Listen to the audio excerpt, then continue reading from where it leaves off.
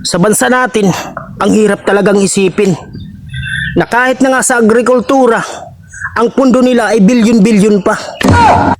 Pero pag nagbigay sila ng abono ng pampataba, halos kulang-kulang pa. Palay yung tinatanim namin, hindi okra. Kami yung naghihirap at nakukuba para lang magkapundo ang ating masa. Pero pinagtatawanan nyo pa. Sa totoo lang, sa mga debate, ginagawa na lang kayong katatawanan. Kasi bawat debate ninyo sa masa, pera yung kailangan.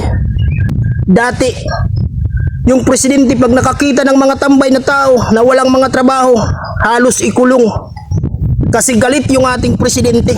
Ilang presidente yung galit na galit sa mga tambay na ayaw magtrabaho.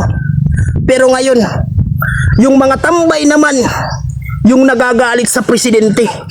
Yun ang pinakamasakit na realidad dito sa Pilipinas.